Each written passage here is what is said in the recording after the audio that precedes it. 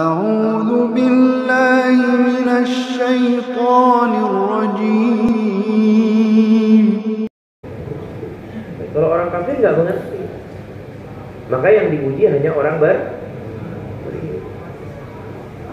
Tidak akan ada orang bahagia tanpa ujian. Seorang akan bahagia kalau dia lulus. Sahabat diuji juga. Bukan kita diuji, sahabat juga diuji. Huzaimah diuji. Huzaimah diuji. Setiap orang akan diuji dengan khasiatnya, kelebihannya.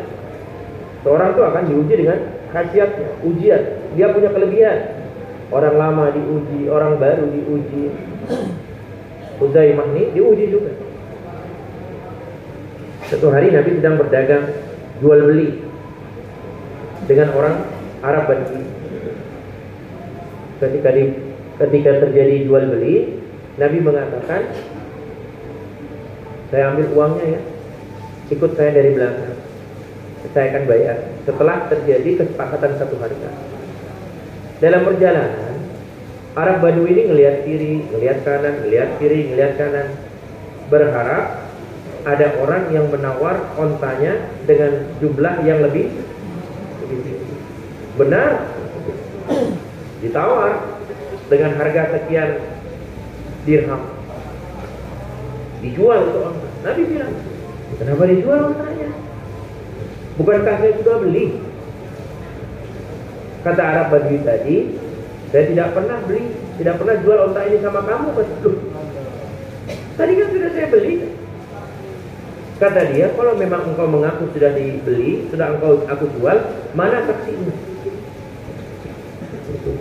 Karena dalam perjualan beli harus ada seorang saksi dalam jual beli. Maka terjadi keributan. Datang Huzaimah, seorang sahabat, bertanya, ya Rasulullah, ada apa ribut-ribut? Begini ya Huzaimah, diceritakan.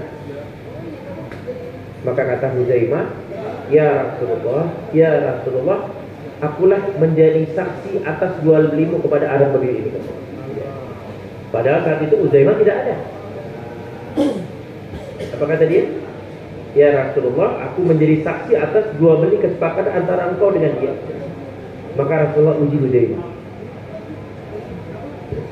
Karena setiap orang akan diuji. Huzaimah pun diuji.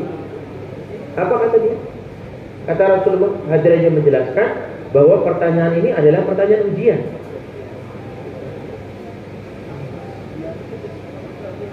Ya Huzaimah, bagaimana engkau menjadi saksi bagiku atas jual beli kesepakatan yang terjadi, sementara engkau tidak berada saat kejadian tersebut? Ini Huzaimah sedang diuji. Kalaulah Huzaimah mengatakan, betul ya Rasulullah, saya tidak ada, maka sesungguhnya Huzaimah telah kufur di sisi Allah. Apa kata Huzaimah? Ya Rasulullah, engkau menyuruh kami untuk meninggalkan 360 patung yang ada di hadapan kami, yang kami lihat, yang telah kami sembah puluhan tahun lamanya. Dan engkau menyuruh kami untuk menyembah satu Tuhan yang tidak pernah kami lihat. Kami percaya ya Rasulullah. Engkau menceritakan tentang surga dan segala kenikmatan di dalamnya, dan kami tidak pernah datang melihatnya. Kami pun percaya ya Rasulullah. Engkau menceritakan tentang neraka dan siksa yang ada dalam neraka tersebut, dan kami tidak pernah merasakan siksa tersebut. Kami pun percaya ya Rasulullah. Hari ini ya Rasulullah, engkau masih ada, dan kami lihat engkau ya Rasulullah, dan ontanya masih ada ya Rasulullah, dan Arab Badui pun masih ada ya Rasulullah. Bagaimana aku tidak percaya ya Rasulullah? Pertanyaan ini adalah pertanyaan ujian kepada Huzaimah. Maka Nabi mengatakan, mulai hari ini setiap Huzaimah bersaksi atas satu kesaksiannya, maka satu kesaksiannya sebanding dengan 2 orang yang bersaksi, kata begitu.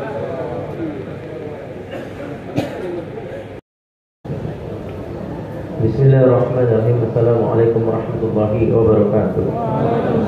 Nahmaduhu wa nusalli wa nusallimu ala rasulil karim. A'udzu billahi minasyaitonir rajim.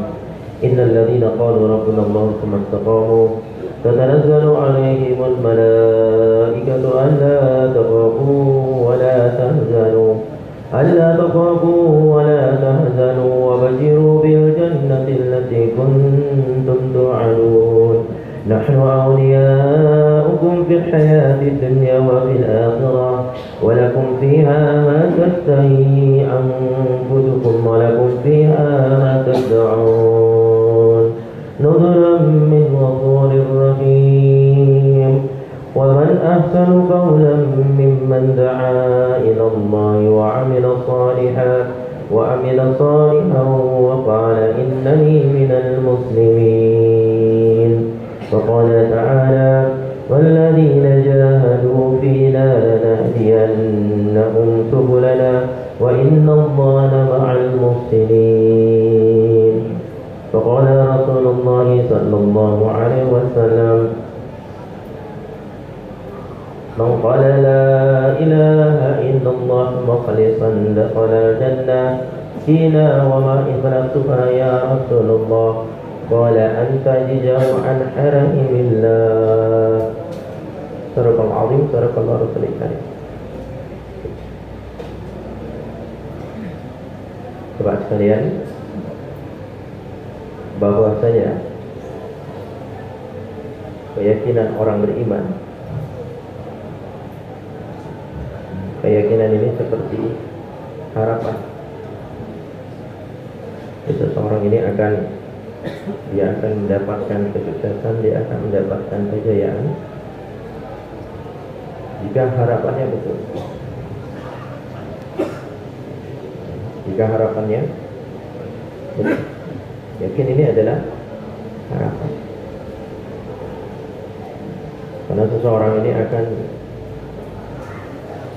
dia akan mendapatkan ketenangan, dia akan mendapatkan kebahagiaan jika keyakinannya benar.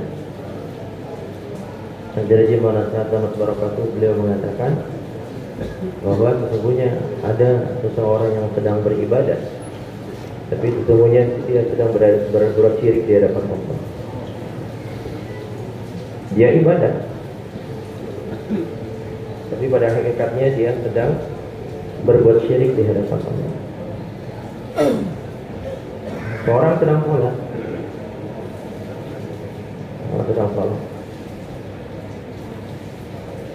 dia punya hajat, dan setiap orang yang punya hajat Allah perintahkan dia untuk sholat untuk terpenuhi hajatnya. Tapi ketika mulai takbir, dia ingat hajatnya. Ketika ruku, dia ingat hajatnya. Ketika sujud, dia ingat hajat. Sampai selepas salam pun dia ingat hajatnya. Maka orang seperti ini, walaupun dia ibadah, sesungguhnya dia sedang berbuat syirik di hadapan Allah. Kelihatannya ibadah, tapi ternyata di dalam sholatnya yang dia ingat bukan Allah. Yang dia ingat, dia masukkan, dia bawa selain Allah dalam sholat. Maka dia telah membawa kesyirikan dalam kehidupan.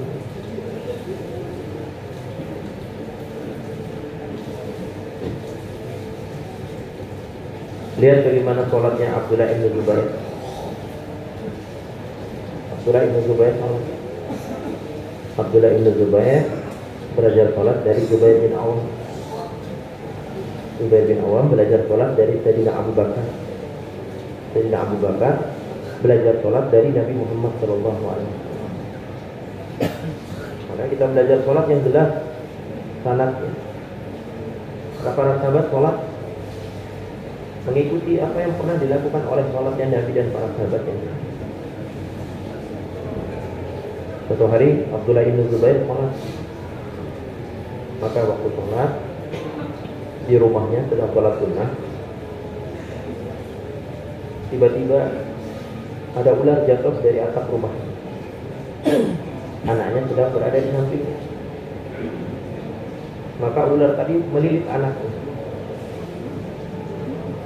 Abdullah bin Zubair tetap sholat, padahal anaknya terancam kematian dalam diri.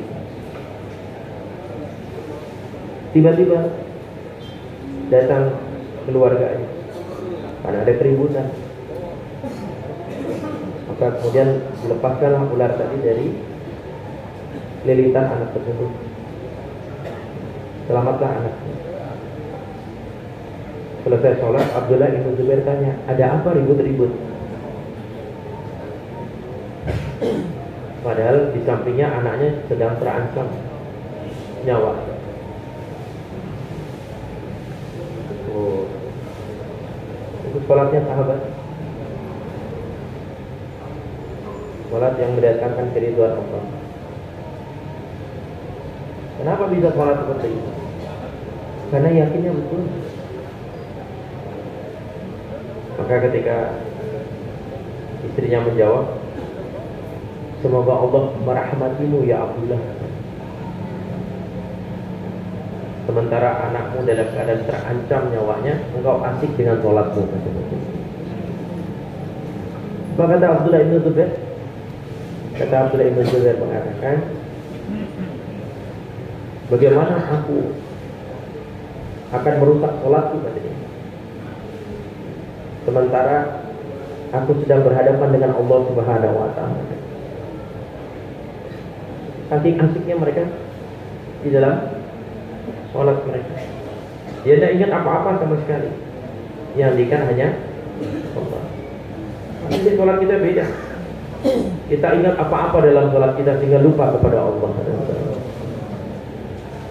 Yang tidak ingat bisa ingat dalam sholat. Bahkan hari ini kalau kita ingin mencari barang yang hilang, sholat aja. Misalnya kunci kita hilang, sholat. Itu insya Allah rakaat kedua ketemu.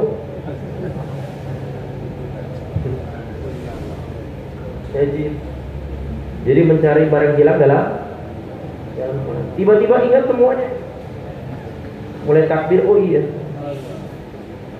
Waktu itu saya selesai sholat, selepas masuk rumah, saya lepaskan jaket. Waktu ruku, dia bilang, oh saya masukkan kunci saya di kantong saya. Ketemu sholatnya dalam sholat.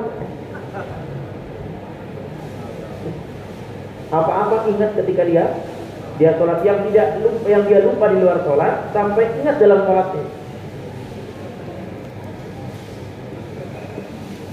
Digambarkan semua dulu apa yang terlihat ketika sholat. Coba lihat itu. Kalau wanitanya tidak kuat dalam agama, kira-kira apa yang diucapkan istrinya kepada suaminya? Tapi karena kuatnya istrinya juga. Apa kata istrinya? Semoga Allah merahmatimu ya Abdullah bin Zubair. Bayangkan itu kalau istri kita nggak kuat dalam agama, kalau nggak kuat imannya, melihat kita sholat asik, sementara anak kita dalam keadaan terancam, kita asik dengan sholat kita. Kira-kira ucapan apa yang keluar dari istri kita? Kalau istri kita tidak buat usaha agama dan tidak mengamalkan,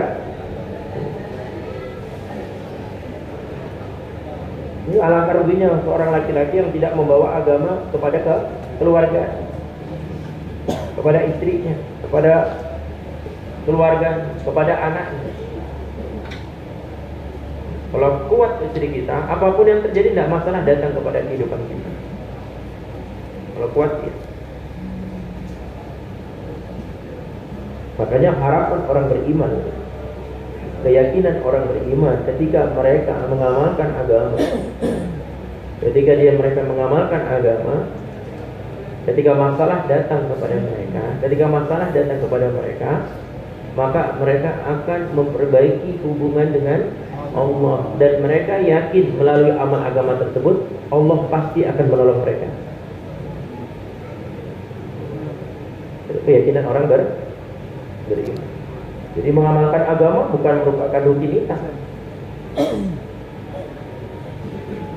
Mengamalkan agama bukan merupakan rutinitas, bukan. Yang terjadi hari ini umat merasa bahwa amal agama merupakan satu rutinitas, bukan.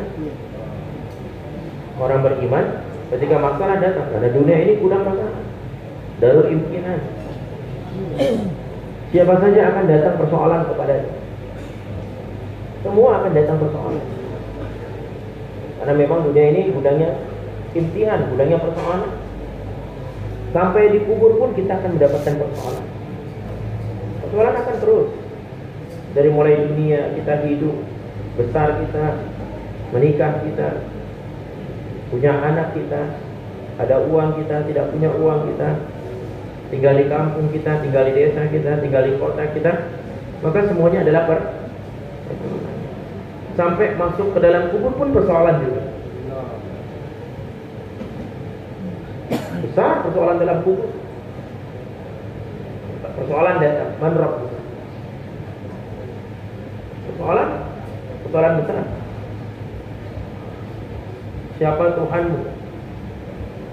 Yang ditanya bukan orang persoalan ini datang kepada orang beriman. Orang beriman tidak ada persoalan.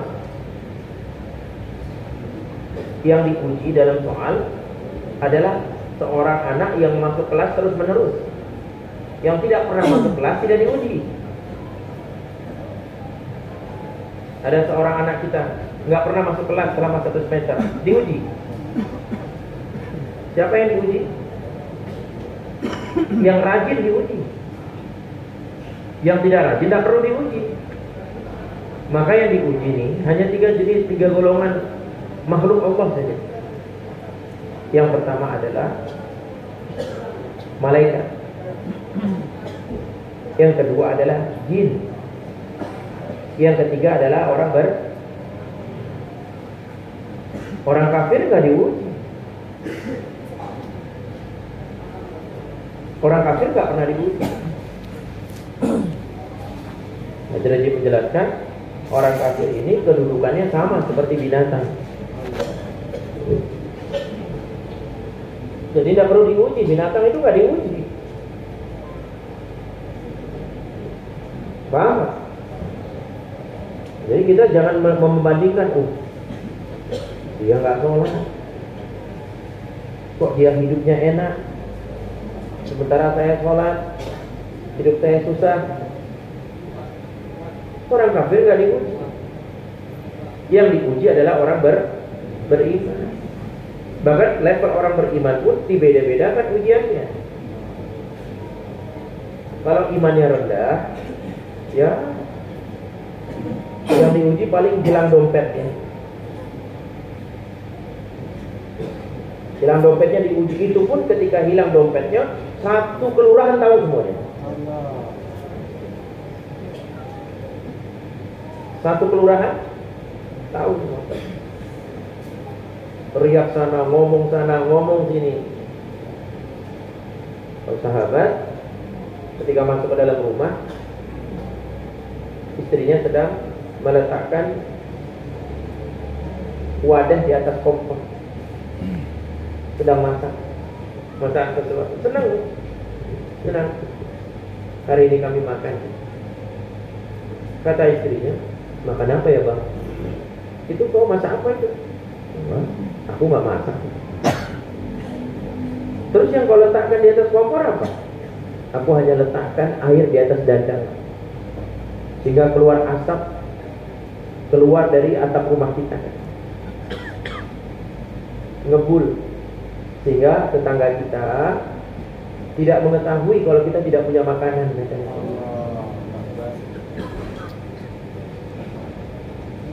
Biarkan hanya Allah saja yang tahu bahwa hari ini kita tidak makan apa-apa sama sekali. Dan saya tidak ingin ada orang yang mengetahui permasalahan kita.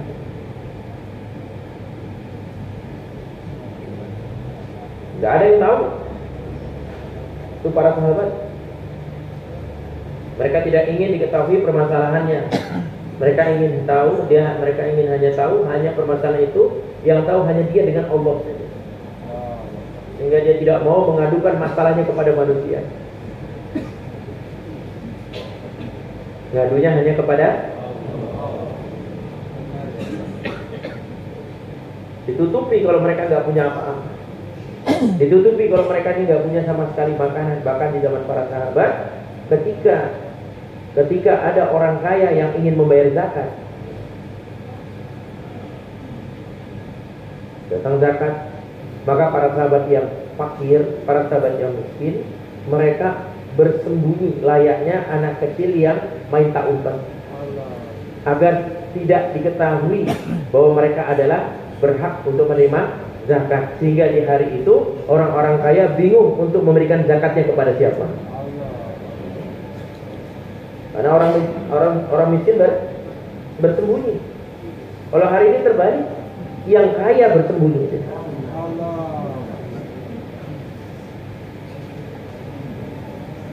Nah, hari ini orang kaya bersembunyi dari balik zakatnya.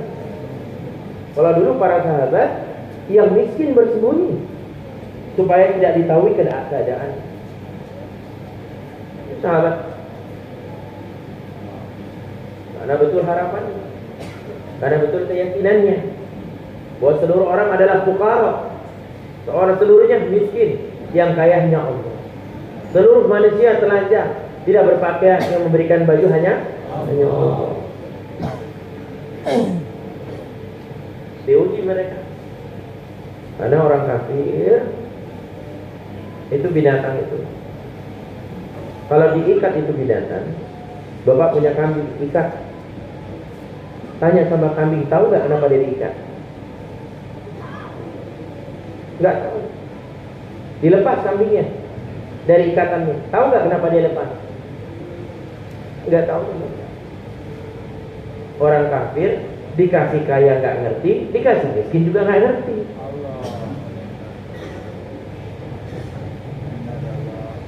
Orang kafir kalau dikasih kaya dia nggak ngerti kenapa saya dikasih kaya. Kalau orang kafir dikasih miskin pun dia nggak mengerti juga kenapa saya dikasih miskin. Tapi kalau orang beriman dikasih miskin, tahu dia kenapa dia dikasih miskin. Kenapa? Karena Allah mau masukkan saya 500 tahun lebih dulu daripada orang kaya ke dalam surga.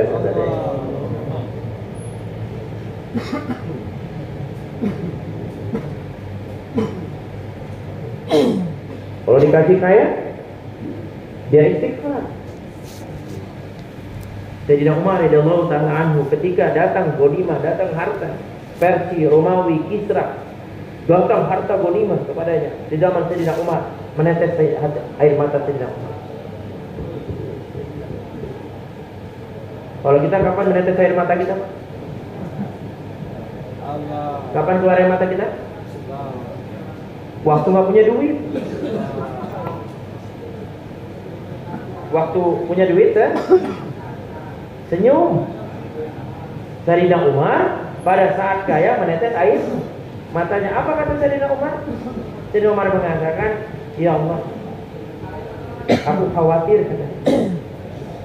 aku khawatir segala kebaikanku di dunia ini tidak engkau balas lagi, sehingga aku tidak akan mendapatkan bagian dan tidak akhirat. Sebagaimana orang kafir, setiap kebaikannya akan dibalas di dunia dan tidak ada bagiannya nanti di akhirat. Lihat itu kepahaman para sahabat. Mereka tahu kenapa mereka diberikan sakit. Ketika orang beriman terinjak duri, apa katanya? Apa bilang? Hidayah katanya. Kartunku apa yang terjadi? Hidayah katanya. Begitu kesenggol dikit, hidayah katanya. Ahbab ini ajib, Pak. Ahbab ini ajib. Ada satu jemaah pergi ke satu pulau, jemaah India, bahasanya Urdu sama Inggris. Sementara di tempat itu tidak ada yang bisa bahasa Urdu sama Inggris. Mau pulang ke markas di Makassar, ada 2 perahu, bingung itu gimana ngomongnya. Apa kata dia? Dia mau bagi 2 orang, jemaahnya ada 4. Dia bilang begini, you and you, insya Allah.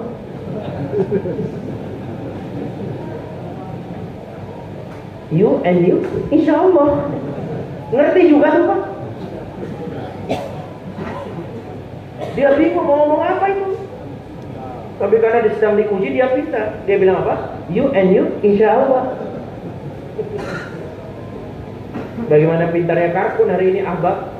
Kalau lagi makan nggak boleh minta berharap kepada makhluk.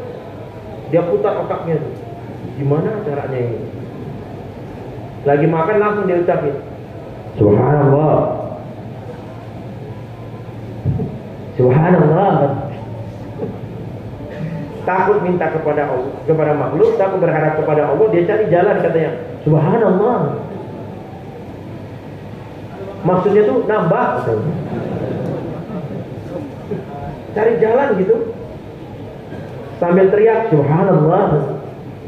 Mas, Subhanallah. Fadilahnya kurang, Mas, Subhanallah.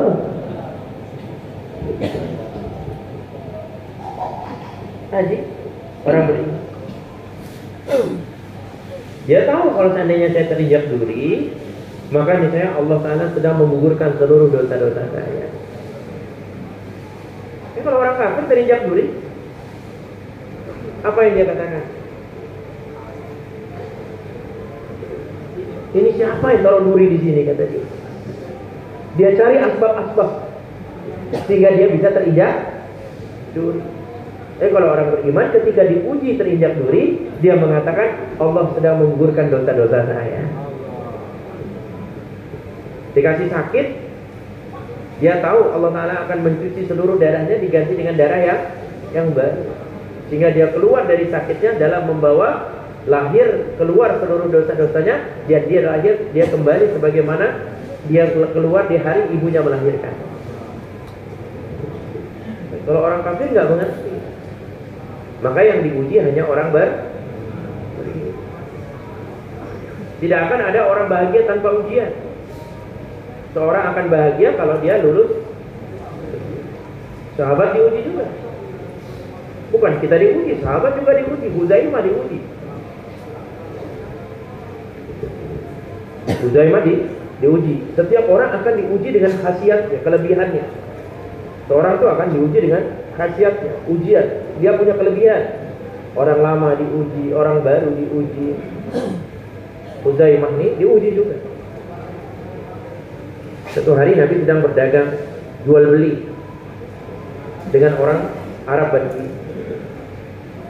Ketika terjadi jual beli, Nabi mengatakan, saya ambil uangnya ya, ikut saya dari belakang, saya akan bayar setelah terjadi kesepakatan satu harga. Dalam perjalanan, Arab Badui ini ngelihat kiri, ngelihat kanan, ngelihat kiri, ngelihat kanan, berharap ada orang yang menawar ontanya dengan jumlah yang lebih tinggi. Benar, ditawar dengan harga sekian dirham, dijual itu onta. Nabi bilang, kenapa dijual ontanya? Bukankah saya sudah beli? Kata Arab Badui tadi, saya tidak pernah beli, tidak pernah jual onta ini sama kamu. Betul. Tadi kan sudah saya beli. Kata dia, kalau memang engkau mengaku sudah dibeli, sudah aku jual, mana saksinya? Karena dalam perjualan beli harus ada seorang saksi dalam jual beli. Maka terjadi keributan. Datang Huzaimah, seorang sahabat, bertanya, ya Rasulullah, ada apa ribut-ribut? Begini ya Huzaimah, diceritakan. Maka kata Huzaimah, ya Rasulullah, akulah menjadi saksi atas jual belimu kepada Arab Badui ini. Padahal saat itu Huzaimah tidak ada. Apa kata dia? Ya Rasulullah, aku menjadi saksi atas jual beli kesepakatan antara engkau dengan dia. Maka Rasulullah uji Huzaimah. Nah, setiap orang akan diuji. Huzaimah pun diuji. Apa kata dia? Kata Rasulullah, hadirannya menjelaskan bahwa pertanyaan ini adalah pertanyaan ujian.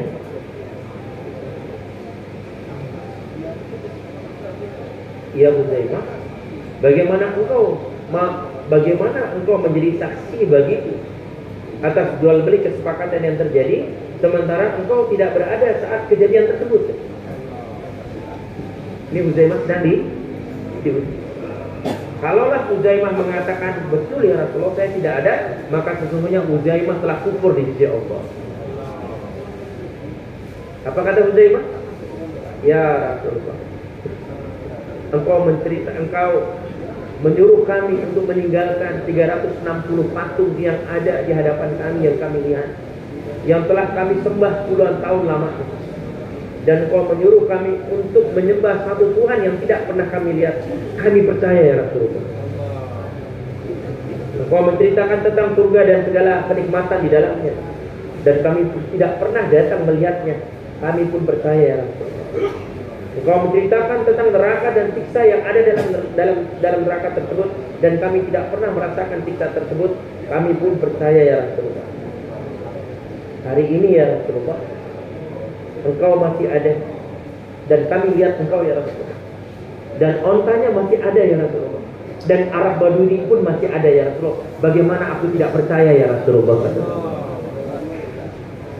Pertanyaan ini adalah pertanyaan ujian kepada Huzaimah. Maka Nabi mengatakan mulai hari ini setiap Huzaimah bersaksi atas satu kesaksiannya, maka satu kesaksiannya sebanding dengan 2 orang yang bersaksi, kata begitu.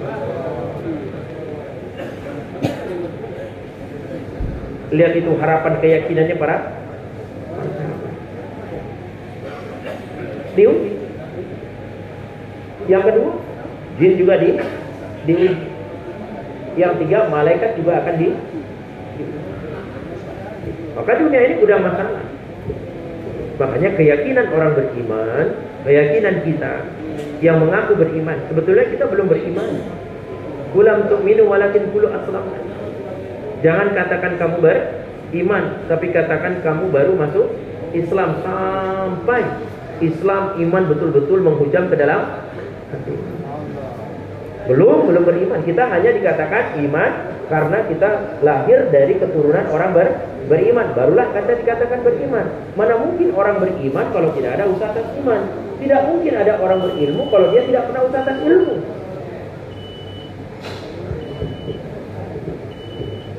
Setiap bayi yang lahir bukan iman. Setiap yang lahir yang berilmu, yang lahir adalah fitrahnya adalah Islam, bukan iman. Keselamatan bagi orang iman adalah beriman, sedangkan keselamatan bagi orang kafir adalah Islam. Aslimu taslamu. Itu keselamatan bagi orang kafir untuk dia masuk ke dalam Islam. Jika mereka tidak masuk dalam Islam, maka akan tertutup pintu surga selama-lamanya bagi dia, dan akan masuk ke neraka selama-lamanya, dan tidak akan ada kesempatan bagi dia untuk masuk surga. Makanya keselamatan bagi orang kafir adalah baik dia orang kaya, baik orang kampung, dia tinggal di darat, tinggal di desa, keselamatan bagi dia yang pintar, yang bodoh, aslimu taslamu. Masuklah engkau ke dalam Islam. Tapi orang beriman bukan Islam.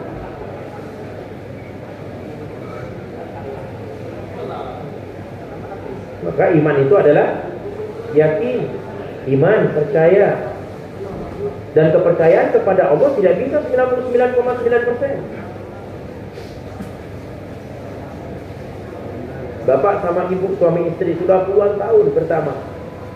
Tiba-tiba dia ucapkan kepada istrinya, Bu, saya cinta kepada kamu, saya percaya kepada kamu 99,99%. Apa pertanyaan selanjutnya ibunya? Yang 0,1% kemana perginya, Bang? Kata abangnya, itu 0,1% itu telah pergi ke hati tetangga yang ada di sebelah saya. Bapak pernah dites nggak sama ibu ini, Pak? Imannya, cintanya 99,99%, tapi 0,1 pindah ke hati yang lain. Kira-kira bagaimana reaksi wanita mendengar 0,1 ada hatinya pergi kepada wanita lain? Bukan 10%, bukan 1%, 0,1%. Allah adalah zat yang maha pencemburu, zat yang paling cemburu. Dia lebih cemburu 70 kali daripada seorang wanita yang cemburu melihat suaminya bersama wanita lain. Dan Allah lebih cemburu 70 kali besarnya daripada seorang wanita yang melihat dia sedang bersama laki-laki bersama wanita lain. Oh.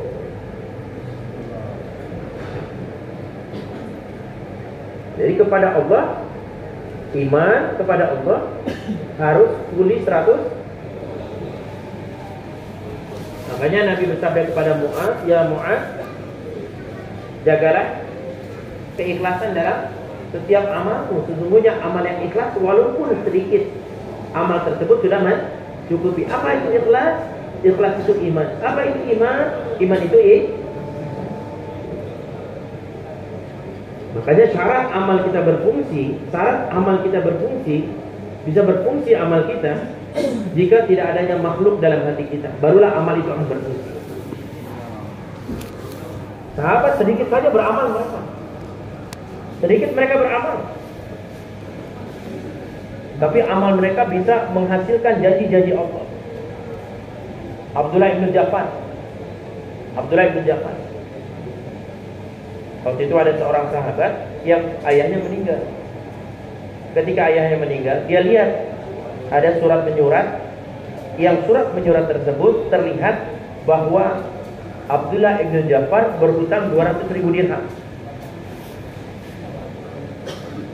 Maka kemudian dia tagih hutangnya. Abdullah, saya lihat dalam tagihan tulisan catatan dari ayah saya, kamu berhutang 200.000 dirham. Memang sahabatnya ajib. Mereka ini memang hatinya bersih.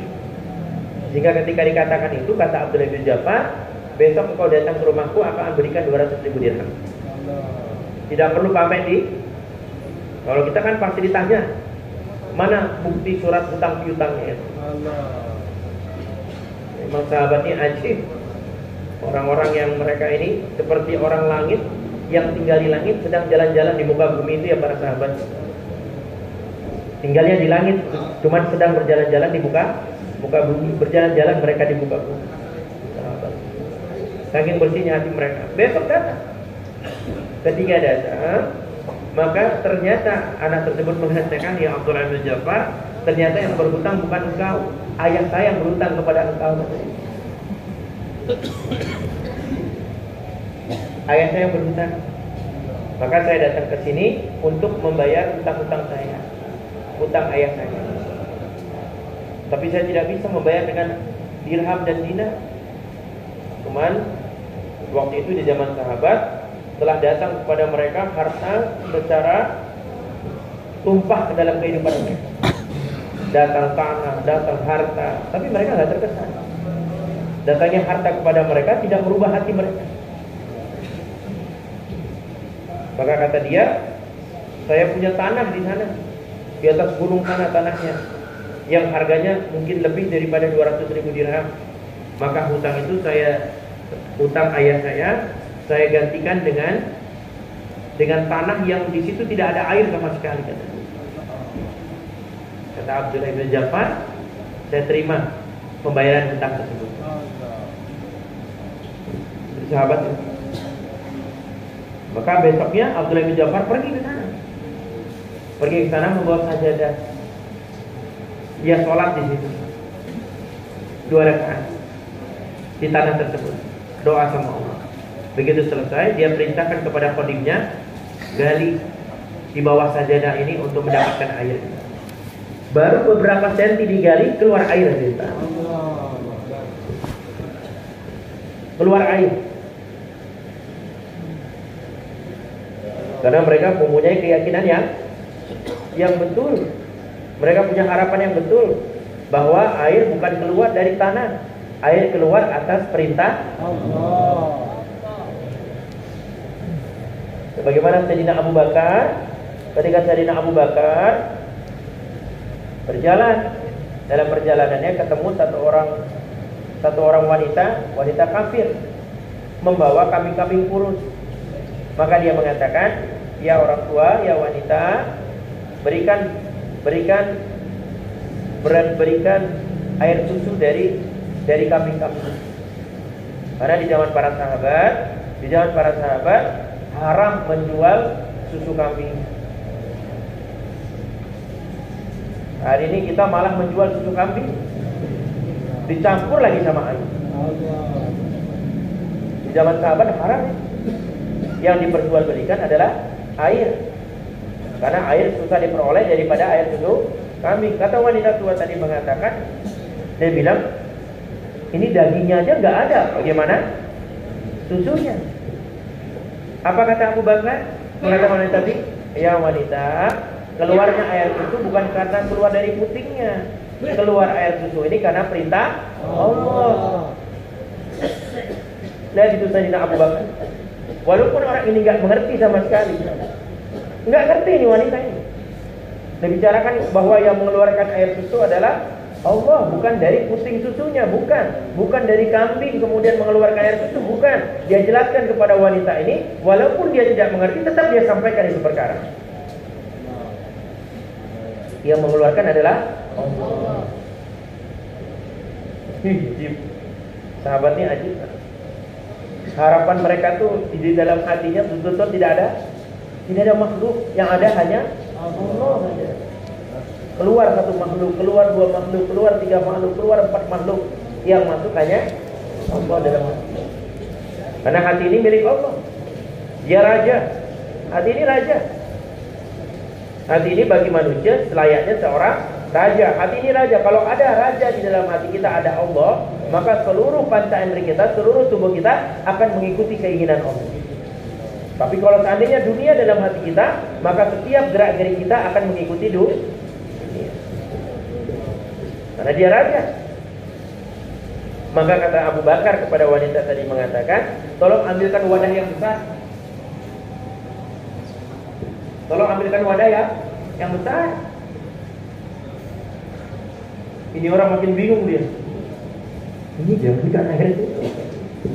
Dia suruh ambil, bahkan orang yang beramal pun akan mengatakan, orang yang beramal ini, jangankan wanita tadi, orang yang beramal pun akan mengatakan bahwa mana mungkin keluar air susu sebanyak wadah ini, sedangkan susu kambing hanya akan keluar 1 liter dan 1,5 liter katanya.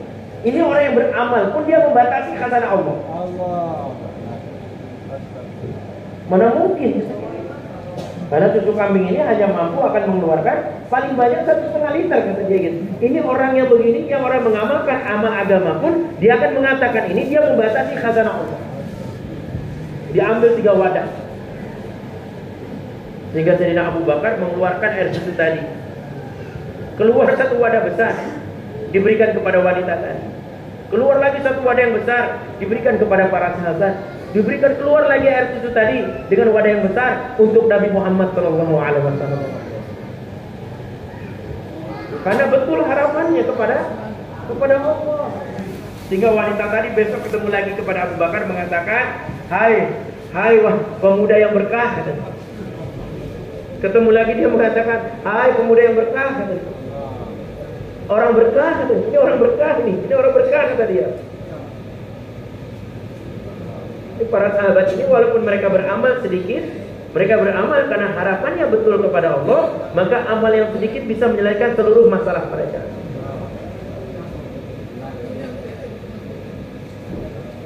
Haris bin Malik, Anas bin Malik, terjadi kekeringan di Madinah. Sudah lama tidak hujan, sehingga langit sama sekali tidak sedikit pun ada awan. Langit terang benderang. Sementara sebagian penghasilan dari para sahabat Ansor adalah berkebun. Makanya para sahabat ini ada 3 golongan. Yang pertama adalah orang muhajirin, yang sebagian mereka adalah tajir, pedagang. Sedangkan orang Ansor, sebagian dari mereka adalah petani, yaitu berkebun kurma.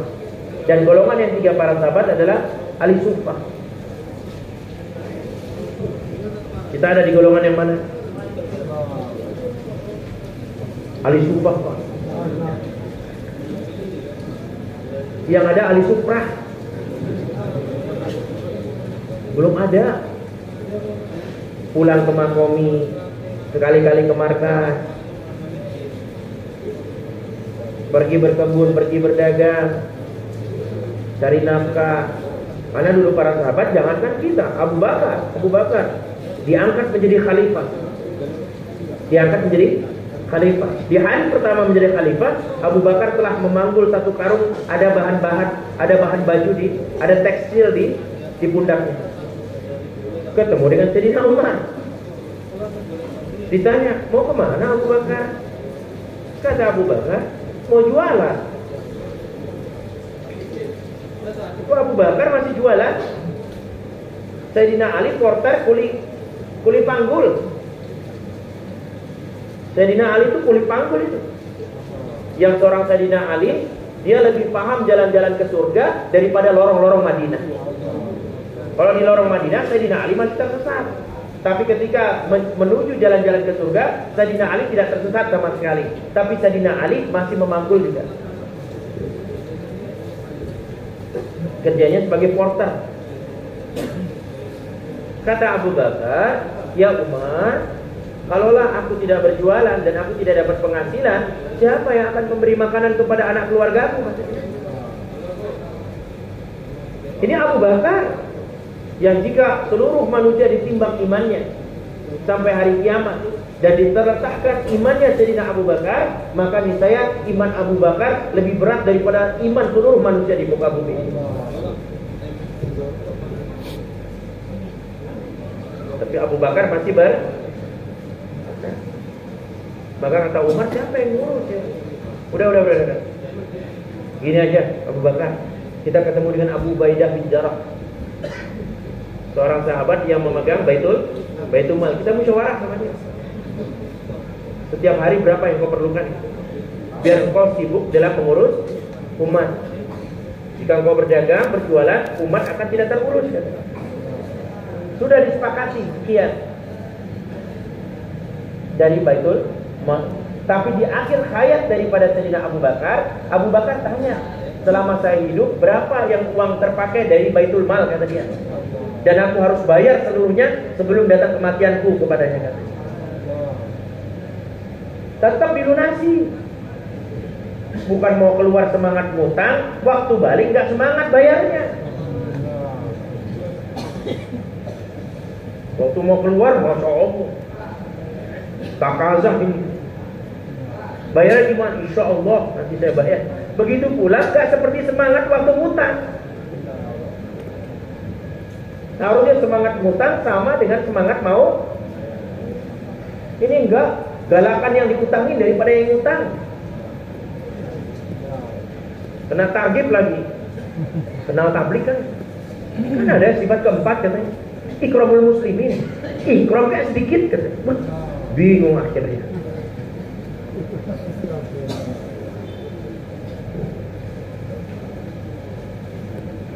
Baik.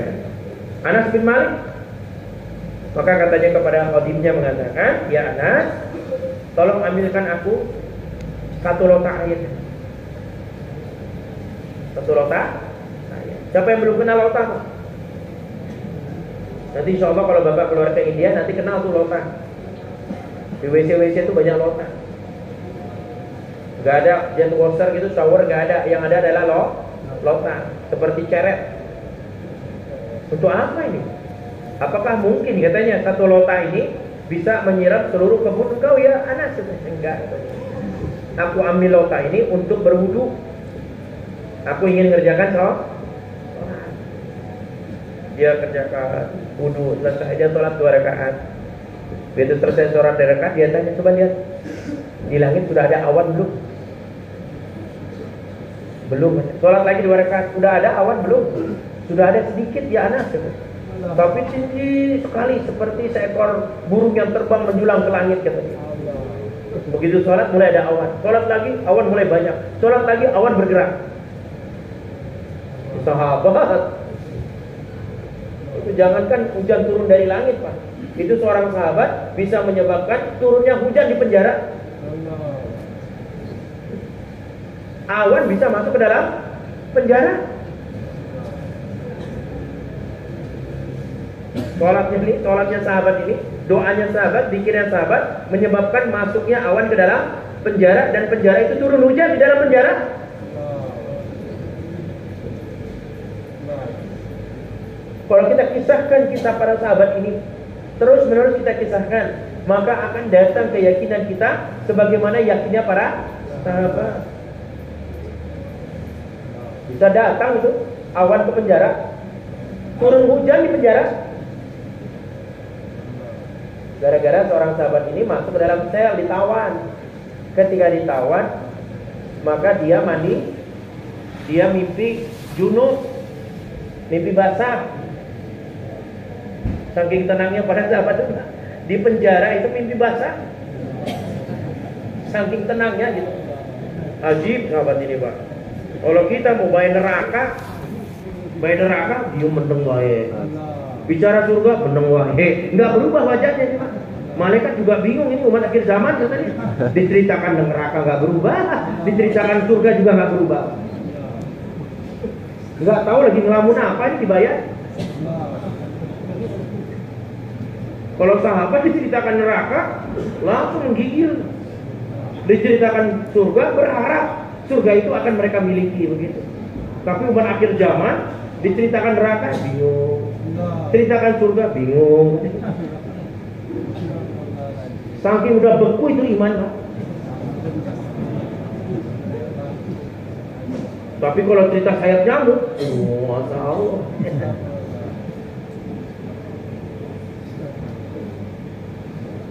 Sahabat tidak pernah meninggalkan ibadah. Begitu perintah sholat datang, negosiasi dia. Negosiasi sama sipir penjara. Karena dia hanya boleh memperoleh air, jatahnya 1 gelas air 1 hari. 1 gelas air bagaimana mau mandi junub? Tapi dia rela 1 gelas air itu dikumpulkan 7 hari, dikumpulkan menjadi 1 liter. Yang penting dia bisa mandi junub dan kemudian dia menjalankan sholat. Negosiasi, nggak terjadi, nggak dikasih. Tetap peraturannya kamu hanya mendapatkan 1 hari 1 gelas. Wah, sudah selesai Pak. Nggak mau? Selesai. Angkat tangannya. Ya Allah, ya Allah, ya Allah, ya Allah. Tiba-tiba masuk awan ke dalam penjaranya. Masuk awan ke dalam penjara. Begitu awan masuk ke dalam penjara, turun hujan di penjaranya sehingga dia bisa mandi junub dan kemudian dia melaksanakan sholat.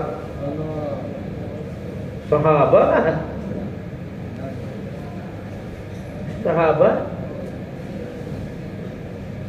matahari aja redup.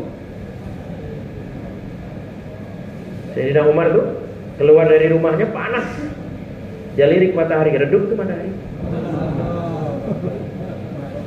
Ada coba iman Bapak, coba ayo.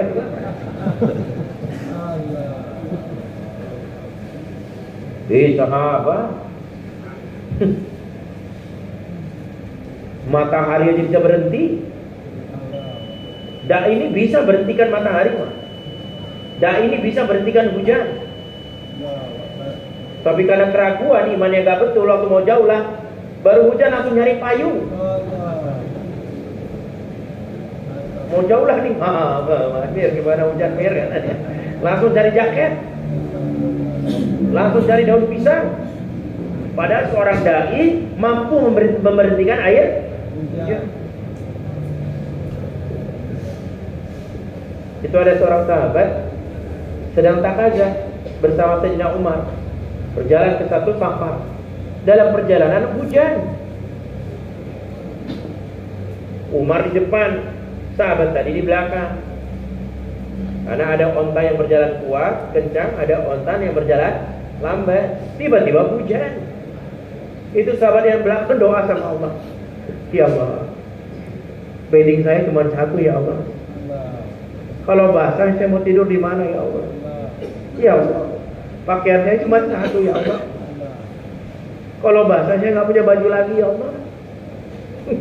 Ya Allah, jangan sampai hujan ini membasahi baju dan seluruh perbekalan saya ya Allah. Sampai di tempat tujuan, Sayyidina Umar heran. Kami ini basah semua, kata dia gitu. Kenapa kok nggak basah? Kata dia. Ya Amirul Mukminin, saya doa sama Allah supaya Allah nggak membasahi baju saya ya. Kata Sayyidina Umar, kenapa doanya untuk kamu aja?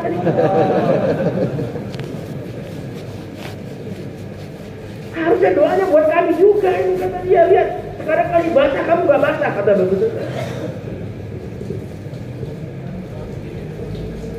Jadi sahabat Safinah dalam perjalanan mau bermalam, belum sampai tujuan, sudah datang malam hari, sehingga mereka harus bermalam hari di hutan. Dikasih ultimatum, hei seluruh penduduk yang ada di hutan, kami adalah rombongan Nabi Muhammad SAW. Kami ingin bermalam di situ, katanya. Maka aku berikan hitungan 10 kepada kalian. Jika tidak keluar kalian, maka akan kami perangi kalian. Waduh, dihitung satu persatu. Keluar singa, keluar macan, keluar rusa, keluar ular dari hutan, keluar kepiting, sampai hatta nyamuk-nyamuk keluar semua dari hutan dan sawah. Kalau kita hari ini belum keluar, sudah bawa ke lambung.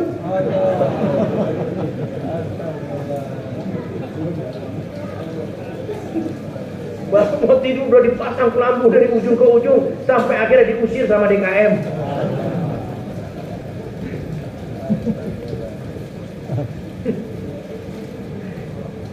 Sahabat, pertolongan ghaibiyah sama sahabat itu udah biasa buat mereka. Pertolongan ghaibiyah itu udah terbiasa dengan para sahabat itu. Dalam Taqazah Ambar itu, di padang pasir jauh dari tempat lautan, Taqazah Ambar.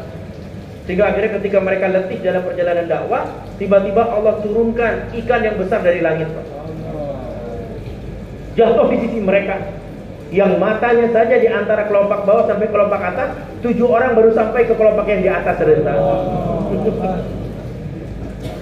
Kalau kita hari ini keluar pakai perahu, tiba-tiba ada air, tiba-tiba ada ikan loncat dari laut, nyasar, masuk ke perahu. Dia bilang apa? Pertolongan ghaibiyah datang, mirip. Ghaibiyah apa? Orang ikan adalah air. Kalau yang keluar dari air kambing, Pak, baru pertolongan ghaibiyah. Tiba-tiba keluar kambing dari laut gitu, naik ke atas perahu. Ini pertolongan ghaibiyah, karena bertentangan dengan mata dan hati kita, baru pertolongan ghaibiyah. Kalau mau loncat ikan dari air masuk ke perahu, ikan nyasar namanya itu, Pak.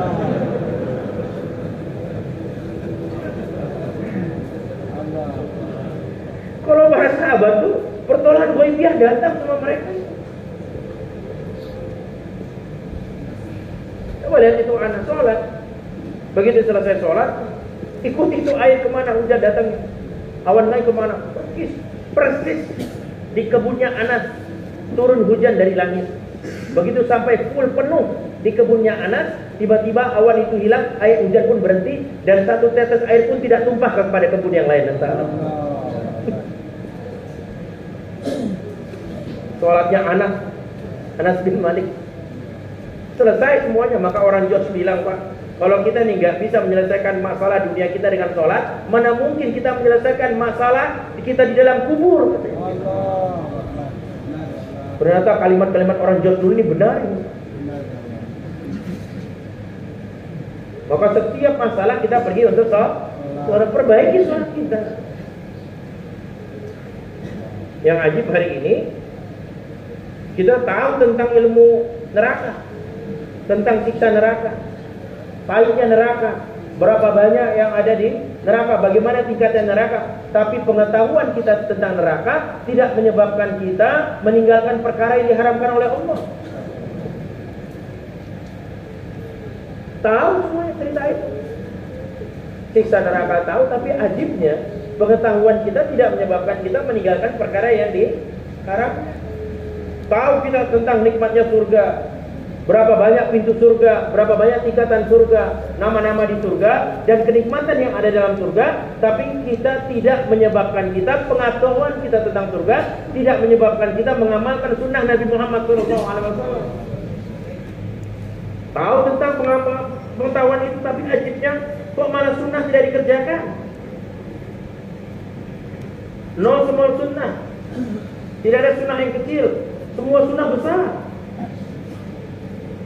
para sahabat mengerjakan sunnah karena itu sunnah. Hari ini umat akhir zaman meninggalkan sunnah karena itu sunnah.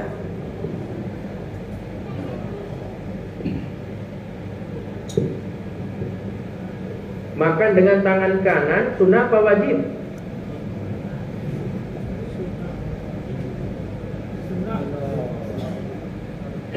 Makan dengan tangan kanan sunnah apa wajib? Nah, pinter nih berarti nih Pak. Belajar ilmunya banyak ini. Kadang ada yang bilang wajib katanya. Jadi kalau kita makan pakai tangan kiri berdosa apa enggak? Dosa apa enggak? Enggak. Enggak dosa.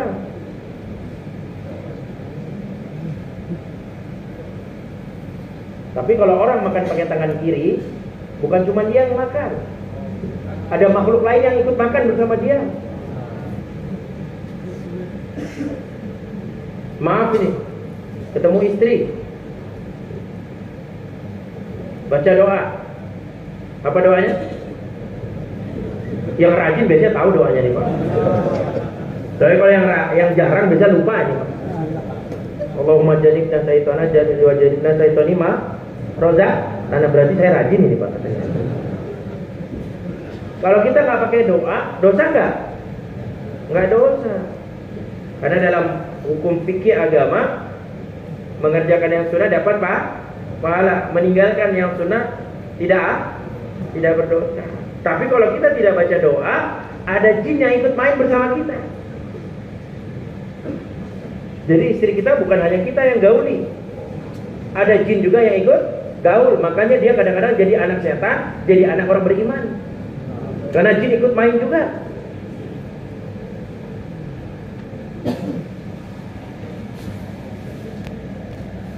Suatu hari Nabi sedang lihat satu orang sahabat sedang makan. Maka dilihat sama Nabi. Di tengah perjalanan makan, dia membaca doa yang dia lupa. Sehingga dia membaca doa Bismillahi awalu wa akhiru. Karena dia lupa. Tiba-tiba Nabi senyum. Maka sahabat tanya, ya Rasulullah, mengapa engkau tersenyum? Kata dia, setelah dia berdoa tadi, aku melihat jin yang makan sama dia terbatuk-batuk, dia muntah, mengeluarkan seluruh makanan yang masuk ke dalam perutnya. Jadi satu orang sahabat makan pakai tangan kiri. Nabi mengatakan, makan dengan tangan kanan. Kata dia, ya Rasulullah, gengsi, nggak mau diingatkan. Padahal dia nggak punya alasan. Cuman karena gengsi dia mengatakan, ya Rasulullah, tangan saya sakit, sehingga saya tidak bisa makan dengan tangan kanan. Saya makan dengan tangan kiri. Dia gengsi. Ajib, setelah makan itu tangan kanannya lumpuh selama-lamanya. Karena dia mengakali sunnah. Bukan dia nggak bisa, bukan karena sakit, bukan karena uzur, tapi karena malu dinasehati, dia nggak mau dinasehati. Dia mengatakan itu baru perkara makan, apalagi perkara dakwah. Kadang-kadang ada orang yang nggak mau keluar, cari-cari alasan gitu. Cari alasan untuk tidak mau keluar. Sebetulnya dia bisa keluar, tapi karena ada alasan, cari alasan dia tidak keluar. Lah kalau makan saja dengan cari alasan dia mendapatkan hukuman dari Allah, apalagi cari alasan nggak keluar.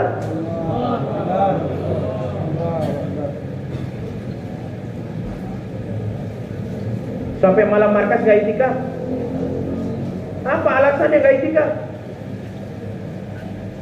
Apa alasannya? Kan nggak ada alasan. Hanya mencari-cari semua sunnah besar. Suatu hari ketika Imam Abu Daud, satu orang yang dari kecil menulis sampai ada kitab Abu Daud.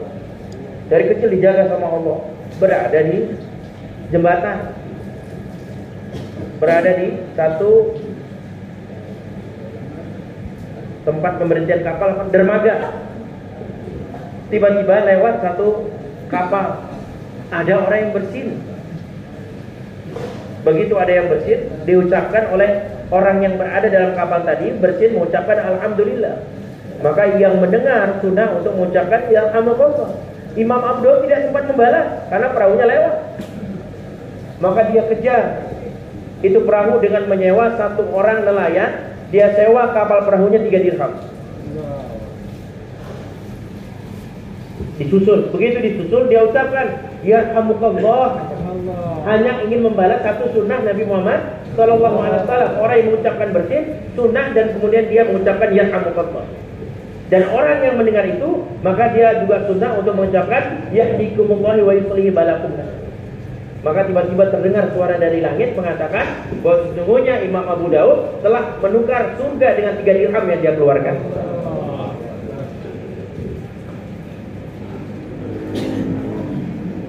Makanya kecintaan kepada Rasulullah tidak cukup hanya dengan cinta saja. Sebagaimana Abu Thalib, tidak ada yang lebih cinta melebihi cintanya seorang paman kepada keponakannya. Seorang Abu Thalib kepada Nabi, tidak ada yang lebih mencintai kecuali Abu Thalib mencintai Nabi Muhammad Sallallahu Alaihi Wasallam. Tapi kecintaan seperti ini tidak diterima sama Allah.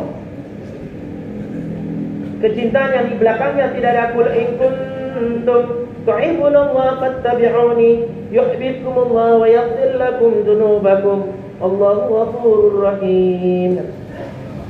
Bahkan Abu Thalib mengatakan, ya Muhammad, kalaulah seandainya penduduk Mekah, penduduk kafir Quraisy, dia ingin membunuh engkau, maka pertama kali yang dia lakukan, langkai dulu mayatku, katanya.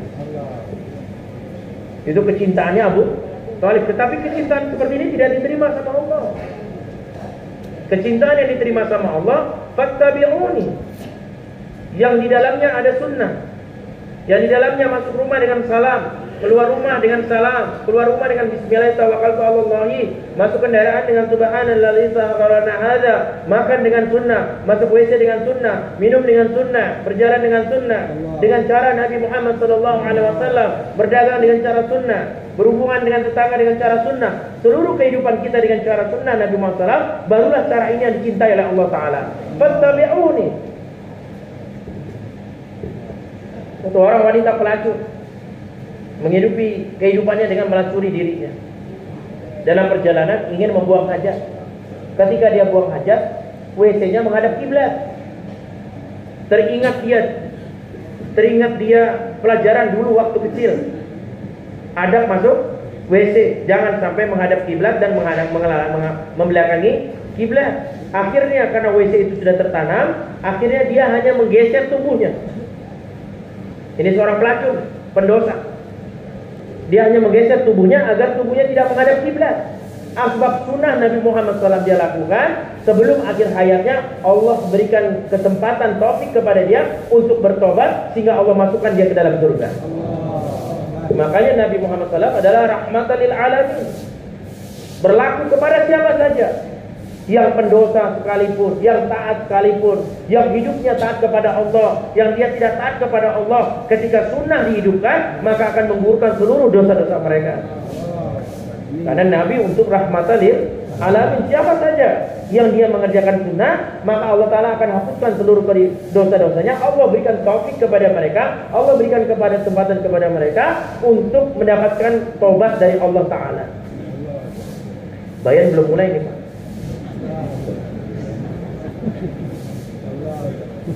Ini baru pemanasan. Gak apa-apa lah Bapak dengar, saya dari pagi ngomong terus. Mujadah juga tentang mujadah Pak.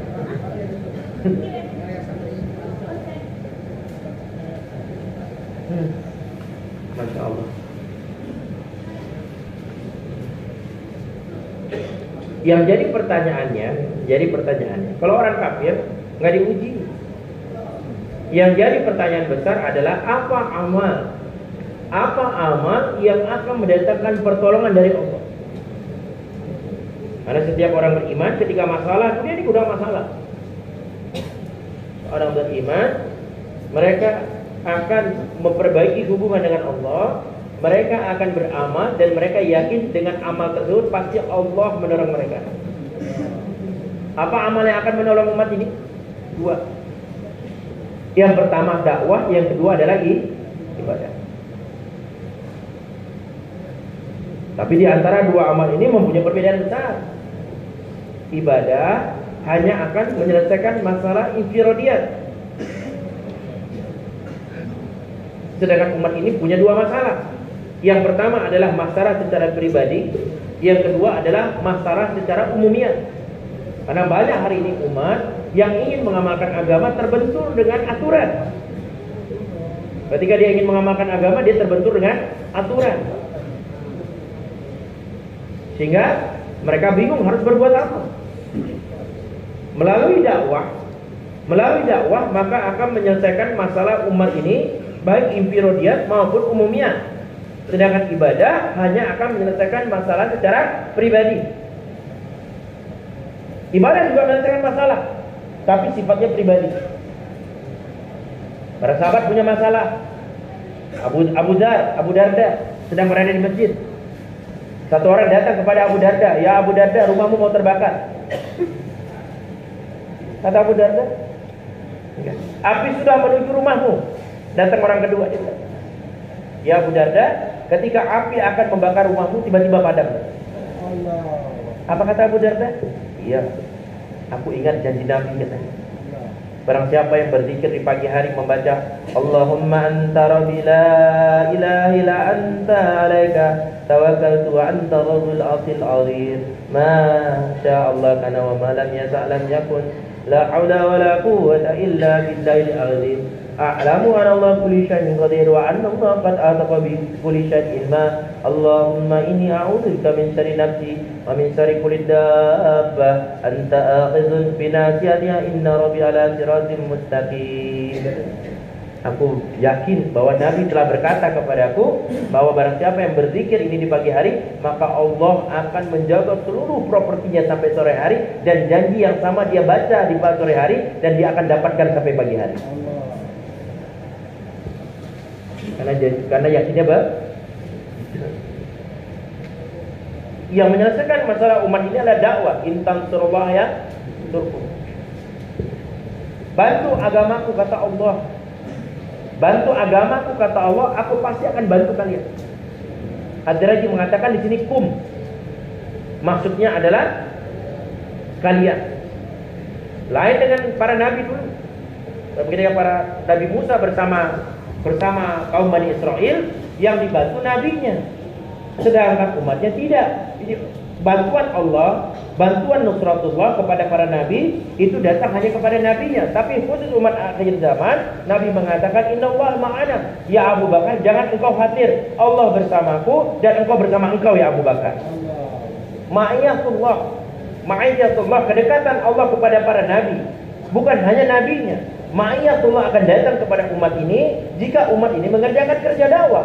Sehingga ma'iyatullah yang datang kepada para nabi juga akan datang kepada umat ini jika umat ini mengerjakan dakwah yang sama yang dikerjakan oleh para nabi alaihissalam.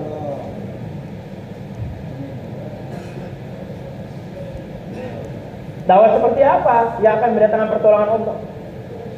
Dakwah yang akan mendatangkan pertolongan Allah adalah mengikuti nabi dan sahabat. Kalau dakwahnya mengikuti Nabi sahabat, sebagaimana sholat mengikuti Nabi sahabat, sebagaimana amal agama mengikuti sahabat, begitu juga dakwah. Dakwah harus mengikuti Nabi dan para sahabat. Jika dakwah mengikuti para sahabat, maka pertolongan Allah ghaibiyah yang datang kepada sahabat, maka pertolongan ghaibiyah itu akan datang kepada umat itu. Asal mengikuti para sahabat. Abdullah bin Zafah, satu orang sahabat, pergi dakwah ke Romawi, wajahnya tampan. Dia dapat kabar Raja Romawi, Raja Kaisar telah mendapatkan kabar bahwa ada rombongan sahabat yang ingin dakwah ke Romawi. Ditangkaplah Abdullah bin Zafah. Maka ketika ditangkap, mulai ditawarkan dulu. Ditawari dunia. Ya Abdullah bin Zafah, kalau engkau mau kata dia, pindah agama ke agama Nasrani dan kau tinggalkan agama yang dibawa oleh Muhammad, maka aku akan jadikan engkau menjadi raja dan aku akan berikan setengah kerajaanmu kepada engkau.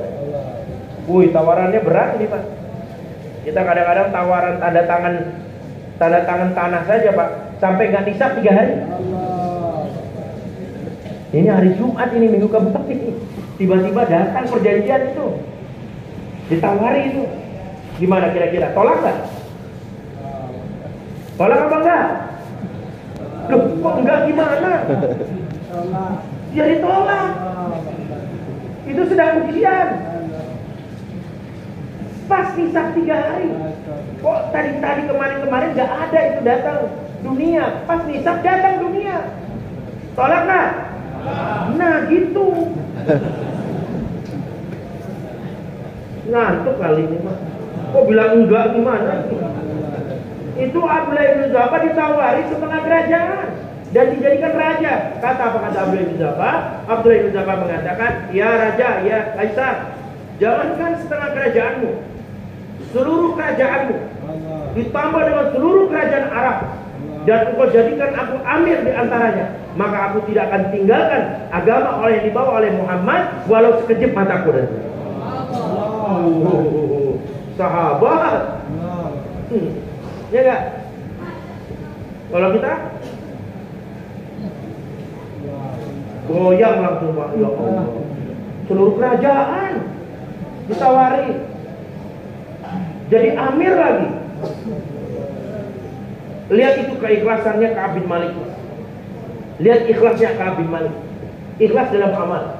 Walaupun ditawari dia, walaupun diberikan dikucilkan, datang Raja Ghazan, kemudian memberikan surat agar mengatakan, ya aku tahu utusannya mengatakan kau sedang dikucilkan, maka datang kepada kami dan masuklah agama kami. Engkau dalam keadaan darurat, kata dia. Coba lihat itu. Tapi keikhlasan Ka'ab bin Malik mengatakan, begitu dia ikhlasnya, dia tidak terkesan. Walaupun dia beramal sekali apapun, dia harap hanya ridho Allah. Walaupun kawan-kawannya tidak membawa bicara kepada dia, dia suruh berpisah dengan istrinya, dia tidak dikucilkan selama 50 hari, tidak boleh menjawab salam, tidak ada orang yang berbicara kepada dia. Tapi ikhlasnya Ka'ab bin Malik karena Allah, dia tidak mengharapkan apa-apa. Datang tawaran sedikit pun, maka surat itu langsung dibakar sama dia. Ikhlas. Karena dia tidak mengharap apa-apa. Dia tidak ingin jadi raja, dia tidak ingin jadi amir, dia tidak ingin jadi ketua rombongan, dia tidak ingin jadi faisalat, dia tidak ingin jadi surah, dia tidak ingin jadi AMP, dia tidak ingin jadi apa-apa. Yang diharapkan hanya untuk mencari ridho Allah. Lihat keikhlasan Ka'ab itu. Padahal punya kesempatan besar, tapi ikhlas dia. Tidak sedikit pun hatinya goyang. Padahal keadaan waktu itu sangat darurat sekali. Tidak terkesan. Lihat yang kedua, mulai ditakut-takuti, direbus pasukannya. Intan surumaha yang turkum wa yusabbit abdamakum. Allah kakohkan kaki-kakinya daripada musuh-musuh orang Islam, dari syaitan hawa nafsu. Allah kuatkan dia, karena yang memberikan kekuatan adalah Allah.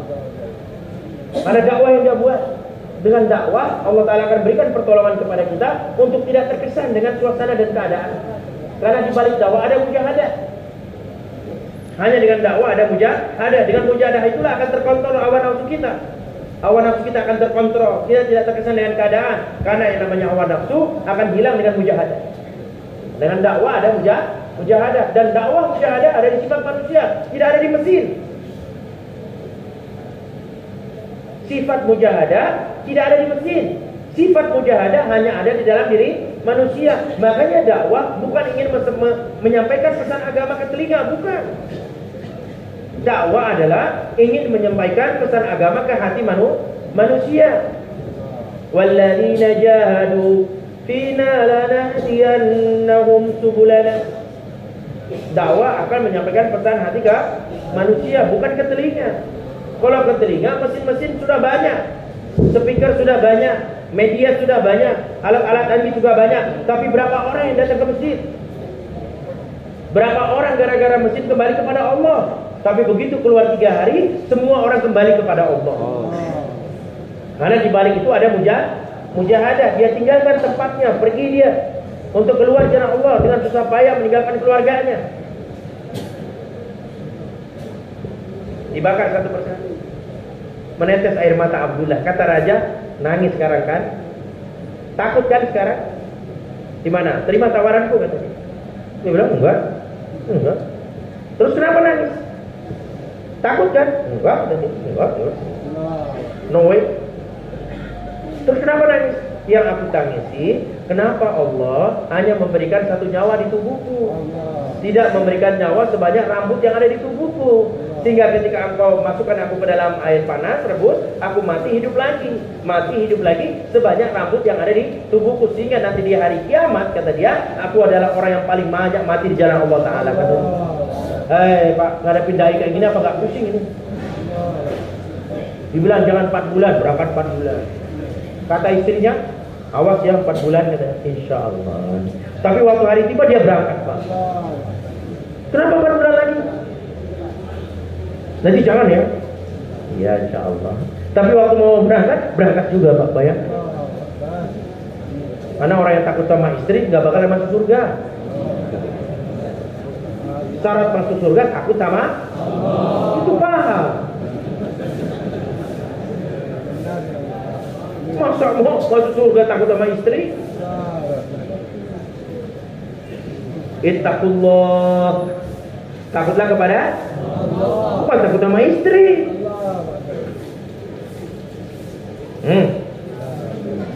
Gimana, takut sama istri apa takut sama Allah? Kadang-kadang istri juga Pak kalah.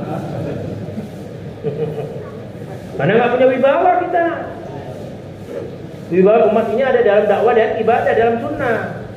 Kalau dalam sunnah ada wibawa, lihat istri kita pakai sorban, lihat kita pakai sorban, takut istri kita langsung wibawa gitu. Ini enggak, begitu masuk rumah, buka semua baju kelihatan PB. Apa? Perut buncit. Enggak ada wibawanya. Tidur terus, enggak tahajud. Ya enggak ada wibawa depan istri. Kalau kita tetap menjalankan sunnah dan dakwah, itu ada wibawa kita. Sehingga istri kita kalau melihat kita, this is my king, I must obey him.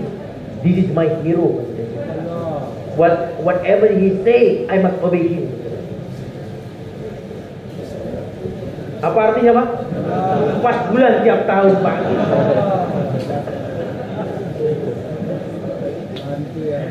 Ajib itu Pak Abdullah bin Zawah itu. Pusing dia. Akhirnya kata Raja Abdullah gini aja deh. Apa? Cium aja keningku gimana?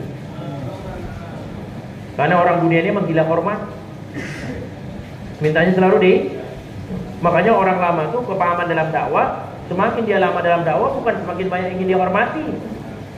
Orang yang lama dalam dakwah, semakin hari dia semakin banyak berkhidmat. Malah pengennya khidmat aja gitu. Itu orang lama dalam dakwah. Dia selalu pengennya berkhidmat, bukan ingin dikhidmat. Lihat Nabi tuh berkhidmat terus. Sampai Nabi putuskan di padang pasir, saya yang akan mencari kayu bakar. Nabi cari kayu bakar di padang pasir lagi. Karena dia ingin berkhidmat. Cium kening, kata Abdullah mikir gimana? Oke lah. Yang penting satu syarat katanya. Apa syaratnya? Engkau bebaskan juga jemaahku katanya. Kata Raja, oke. Yang penting kau cium keningku aja, biar aku nggak malu di hadapan masyarakatku katanya. Karena udah pusing ada pindahin kayak begini kan. Siasatnya banyak gitu.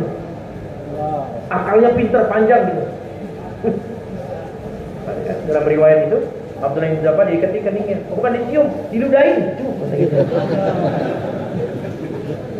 Cuman perasaannya dicium, padahal sedang diludahin. Senang tuh Raja, senang. Masyarakatnya juga senang gitu, padahal diludahin. Maka dibebaskan. Begitu bebas, dipanggil Sayyidina Umar Kargojari. Mendengar Kargojari tersebut, Sayyidina Umar wajahnya senang sekali. Maka dia panggil Abdullah bin Zawah. Sini kata dia. Ya Abdullah katanya, aku akan cium keningmu kata dia. Mulai hari ini siapa saja yang bertemu dengan Abdullah bin Zawah, maka wajib mencium keningnya tentang. Dan aku adalah orang yang pertama mencium keningmu Abdullah kan. Intan surullah ya surkum wa yusabit abdan.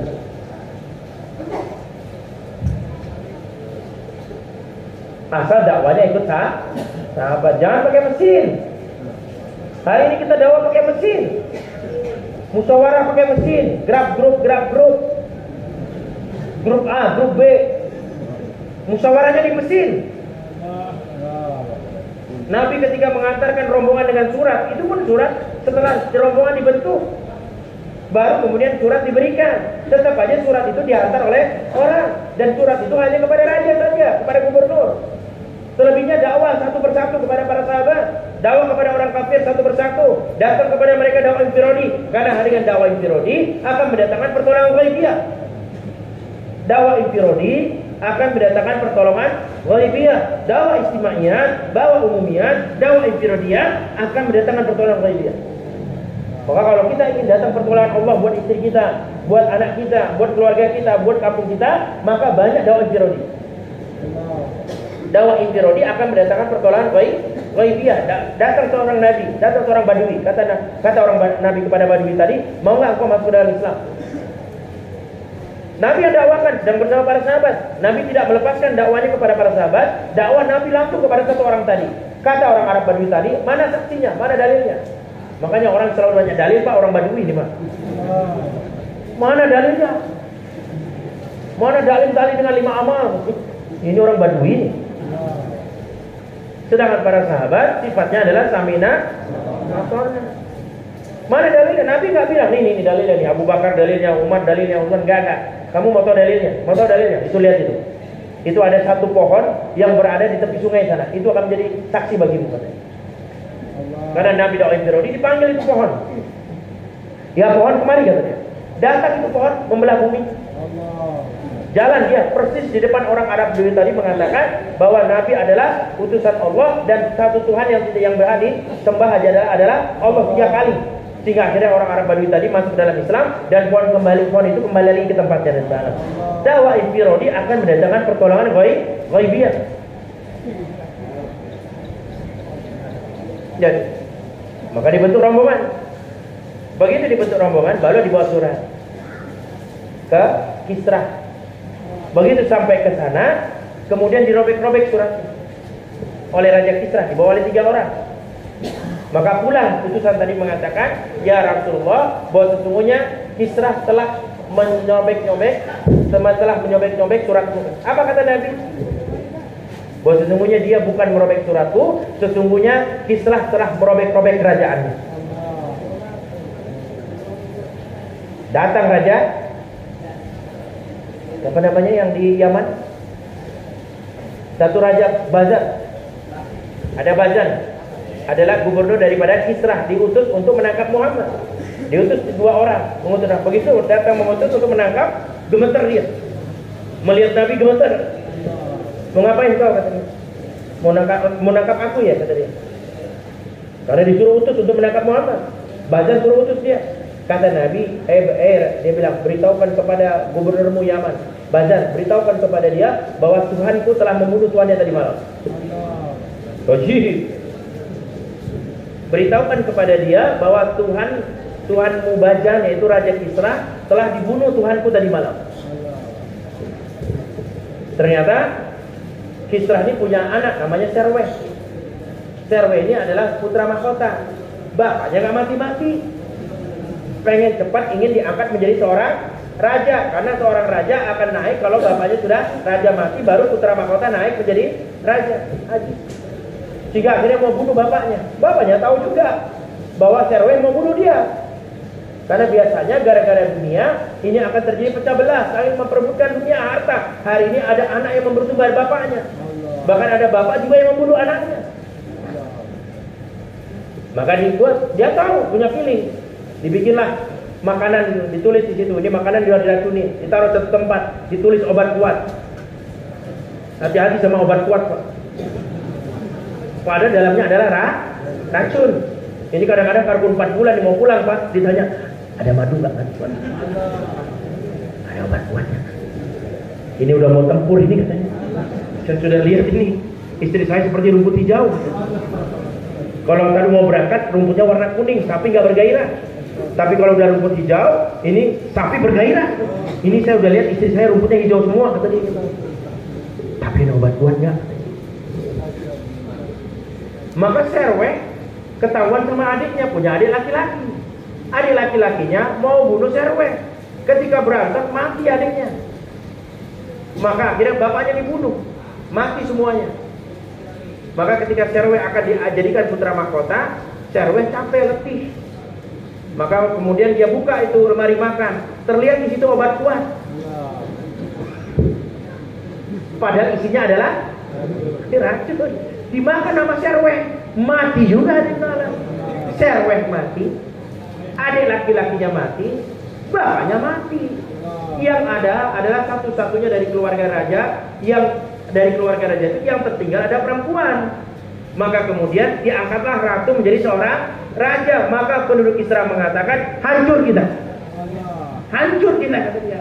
Karena pemimpin kita adalah wanita. Maka bapak akan hancur kalau seandainya pemimpin di rumah bapak wanita, Pak.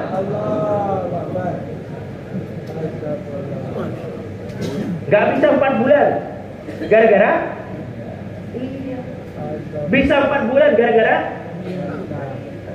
the power of mak-mak. The power of mak-mak. Mak-mak jangan main-main, Pak. Belok sen kanan. Tiba-tiba ditabrak sama ahbab, blak, jadi turun.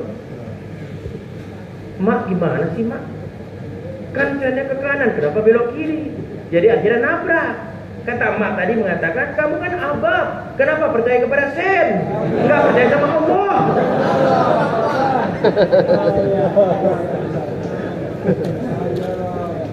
Habis sudah.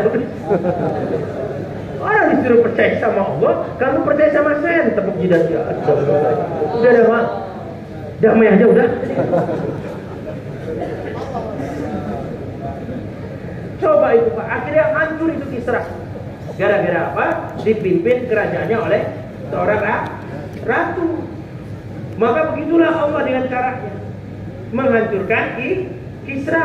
Allah bantu dia dengan dakwah. Bukan orang besar, bukan sahabat besar itu diutus. Yang diutus ada sahabat baru semuanya. Tapi karena dakwah yang dikerjakan, Allah berikan bantuan kepada mereka. Bersedia semua insya Allah, Pak, agar kita bantu dunia dan akhirat. Maka untuk itulah kita perlu keluar jalan Allah Ta'ala dengan bantuan agar Allah bantu kita. Maka tangga pertama adalah hari ini adalah keluar 4 bulan dengan daftar 6 bulan. Ada satu orang mau periksa istrinya ke pasien, periksa kehamilan, antri banyak sekali, Pak, banyak sekali antri. Sampai dari jam 5, jam 7, sampai akhirnya udah semua habis, tinggal dia berdua sama istrinya. Perawatnya tanya, Bapak mau kemana? Mau konsultasi ke bidan kepada ini. Udah daftar belum? Belum. Sampai kiamat, Pak, nggak bakal dipanggil. Karena tidak ada daftar. Hari ini kalau kita tidak daftar, bagaimana mau dipanggil sama Allah? Yang daftar aja belum tentu dipanggil, apalagi yang nggak daftar. Berapa lama daftarnya? Nah, mulai pinter, Pak. 6 bulan. Bener. Daftarnya 6 bulan agar dipanggil 4 bulan. Iya. Jadi setiap kita hari ini daftarnya berapa? 6 bulan. Nah, pinter ini. Supaya nanti terpanggil 4 bulan. Sekarang kita mau taskil pelan-pelan nih, Pak. Sabar, sabar. Semua kebagian ini. Tidak ada lagi 40 hari, tidak ada. 40 hari cuma masturat saja. Kalau rijal 4 bulan. Kalau ada rijal 40 hari, bayarnya dari balik hijab saja.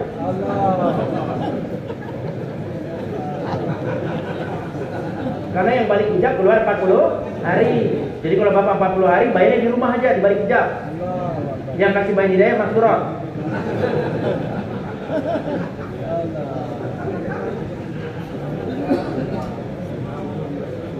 Yang penting kita niat untuk keluar 6 bulan. Allah akan pandang niat Bapak. Walaupun mungkin kejadiannya nanti 12 hari, tapi di catatan amal baik Bapak di akhirat, Bapak keluar 4 bulan di jalan Allah. Amin.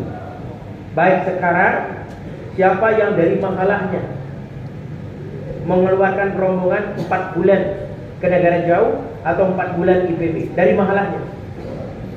Masya Allah. Sebutkan mahalahnya, Pak. Tolong dicatat itu. Al-Hadim 4 bulan dari mahala. Langsung Pak ke belakang, Pak. Pelan-pelan. Yang 4 bulan dari mahala silakan ke belakang. Pelan-pelan. Ditulis, Pak. Dari mahala silakan, Pak. 4 bulan dari mahala silakan. Tolong Dari mahala dibantu, dulu. ditampil di belakang, tolong dibantu. Sabar, sabar. Yang lain sabar, Pak.